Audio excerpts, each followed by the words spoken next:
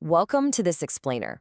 Today, we're shifting gears. We're going from being just passive recipients of information to becoming clinical auditors of language. We're about to dissect the very architecture of how ideas get installed into our minds. Okay, let's just dive right in with a pretty jarring premise from our source material. What if most of what you call thinking isn't really you thinking at all? What if you're just playing back scripts that someone else wrote and installed in your head? So, first, we need to diagnose the environment we're all living in. The source calls it a semantic prison. And what that means is the very words we use to construct our reality, to make sense of the world, have been defined for us, effectively boxing us into a world somebody else designed. And here's the crucial takeaway. Modern propaganda is not an argument you're supposed to engage with. No, it's much more like a software update for your brain. It's a neural installation, and it's specifically designed to bypass your critical thinking altogether. I mean, really think about that for a second. Take these big, heavy words we use like freedom, success, justice. Have you personally rigorously defined them based on your own direct experience? Or are you just playing back a definition that was installed by the market, by the media, by some political group? So the big question is, how does this installation actually work on a neurological level? Let's pop the hood and look at the engine itself. How are your brain's natural defenses bypassed so easily? See, your brain already has a built-in firewall. It's called the anterior cingulate cortex, or the ACC. Its job is to flag anything that seems questionable or inconsistent. It's your internal warning signal. The number one goal of propaganda is to make this part of your brain fall asleep on the job. Now, this whole process of lulling your brain's firewall to sleep, it's not random. It's not magic. The source material actually boils it down to a clinical formula, which you can see right here. It's called the propaganda velocity equation, and it tells you exactly how fast an idea can be installed in your mind. The equation itself is actually pretty simple, but incredibly powerful. If you want to maximize propaganda velocity, the VP, you just have to maximize R, which is repetition, and E, the emotional trigger. And at the same time, you have to get C's, cognitive strain, which is the actual work of thinking, as close to zero as possible. So let's break down R for repetition. This is a classic. It's a well-documented psychological quirk called the illusion of truth effect. Basically, if you hear a phrase enough times, your brain starts to confuse that feeling of familiarity with the feeling of truth. It feels right, so you stop questioning it. And now for E, the emotional trigger. This right here, this is the knockout punch. By attaching these high arousal adjectives, words that spark out rage or fear or euphoria, to a concept, the message triggers your amygdala, your brain's emotional core. And when that happens, it basically shuts down your prefrontal cortex, the part that does the slow, careful analysis. You literally stop analyzing and you just start reacting. So, what happens when this engine is running on you, totally unchecked, day after day, for years? Well, the stakes are unbelievably high. You risk falling into a state that the source material calls ontological capture. And this is a really chilling idea. Ontological capture means you're no longer just being told what to think. You're being told what is even thinkable. If you don't have a word for a concept, a word that you defined yourself, you literally can't form the thought. Your entire reality becomes confined within the walls of a vocabulary that you are just renting. Yeah, the source is pretty blunt about it. Without a conscious effort to reclaim your language, your own internal monologue, your very sense of self just becomes a weird patchwork of old ad slogans and political soundbites. You become a ghost in a machine that someone else built for you. And this really illustrates the two paths ahead. On the left, you have this state of just passive recitation, of living in an echo chamber, of reacting to slogans. On the right, though, that's the goal, a state of active definition, of cognitive governance, of building your own private, audited lexicon. That's the choice. Okay, so we've diagnosed the problem. It's pretty bleak, but what's the treatment? Let's turn to the protocol for taking back control and building what the source calls a semantic firewall. The protocol is a three-step process. It's all designed to shift you from being a passive recipient of language to becoming an active architect of your own understanding. First up, you have to become the lexicographer of your own mind. When you hear a loaded word like freedom, don't just accept the emotional baggage that comes with it. No, deconstruct it. Strip it back. What's its historical root? What's its cold, hard, technical meaning? This is how you bypass the emotional hijack. Second, you've got to train yourself to spot the attack in real time. The next time you feel that sudden emotional spike from a headline or a speech, just pause. Find the trigger word and then mentally say to yourself, this is a technical attempt to bypass my ACC. Just by naming the mechanism, you diffuse its power over you. You render it inert. And finally, the most important part, you have to actively build your own definitions. Set aside 30 minutes a week in what the source calls the silence of definition, and just define a core concept, like success, using nothing but your own direct, lived experience.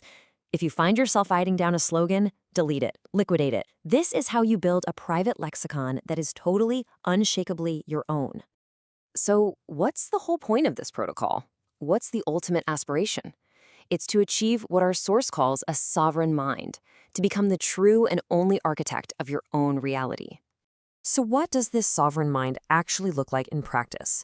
Well, it's about building a linguistic fortress inside your head, one that's completely immune to all the noise. It's the ability to hear a slogan repeated 1,000 times, and instead of feeling comfort, you feel the urge to audit it. It's the absolute refusal to accept any definition that you haven't clinically examined for yourself. You see, in this framework, wisdom isn't about how much you know. It's measured by your resistance to sloganeering. If a simple 3-word phrase packed with emotion can control your state, your mind is an open door. This whole protocol, it's about learning how to finally lock the gate. And the end goal here is profound. It's about getting to a place where, when you speak, you're not just filling the air with recycled noise.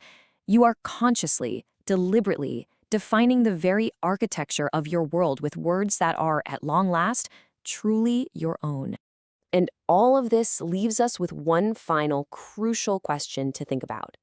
After everything we've audited here today, just take a moment and ask yourself, honestly, who is the architect of your reality? All right, let's get right into it. Today, we are breaking down the mechanics of modern propaganda. And look, this isn't just some abstract theory. Think of this as a practical guide. We're going to explore how language is used to shape our thoughts, and, most importantly, how you can build a kind of mental defense system to reclaim what the source calls your cognitive sovereignty. So let's just kick this off with a really challenging idea from our source material. What if many of your strongest opinions aren't really yours? The argument here is that modern propaganda isn't a debate you can win with facts. It's much more like a software program, a neural installation that gets quietly installed in your mind and then it just runs on a loop without you even realizing it's there. So what do we call this? What's the diagnosis for this condition? The source calls it living in a semantic prison. Just imagine that the words you use every single day, words like freedom or success, are like containers. In this prison, those containers have been secretly emptied of their real meaning and then refilled with someone else's agenda. You're out there using words you think you understand, but you never actually checked what's inside. Okay, so how is this prison actually built? Well, its architecture is designed to be completely invisible. Think of it like this. Your brain has a natural fact checker, right? A part of you that flags when something just doesn't feel right. The entire goal of propaganda is to sneak right past that fact checker, getting you to accept information without any mental effort and definitely without any skepticism. And get this, the source material actually breaks this down into a formula, the propaganda velocity equation. It shows just how fast a propaganda message can take hold and spread. And it's shockingly simple. You take repetition, you multiply it by an emotional trigger, and you divide all that by how much mental effort or cognitive strain it takes to understand. The goal? Make it emotional, repeat it endlessly, and make it so simple you don't even have to think about it. So let's start with R, repetition. This is such a simple but incredibly powerful tool. You hear something enough times, and your brain starts to treat it as familiar. And here's the trick. What's familiar often feels true, even if it's completely false. It's a cognitive shortcut. Your brain literally mistakes familiarity for fact. Then you've got E for emotional trigger. This is all about attaching powerful emotional words to ideas. This is like a direct hack into your brain's operating system. It triggers your brain's alarm system, the amygdala, which then shuts down the logical, analytical part, the prefrontal cortex. See, when you're angry or afraid, you stop thinking and you start reacting, and that's exactly the goal. And rounding it out, we have cognitive strain. This is all about making the message as easy as possible to swallow. Effective propaganda is simple. It's often boiled down to a catchy slogan. It's designed to be absorbed instantly with zero critical thought. If a simple phrase can get a huge reaction out of you, that means your mind's defenses are already down. So, what's the endgame here? What happens when this whole mechanism runs unchecked for years? The source gives this final stage a very, very serious name: ontological capture. This is the ultimate danger. This is the point of no return that we have to understand if we're going to avoid it. And this, right here, is the most critical point. Ontological capture isn't just about being told what to think. It's far deeper. It's about losing the ability to think new thoughts altogether because you just don't have the words for them. If someone else controls your vocabulary, they control the very boundaries of your world.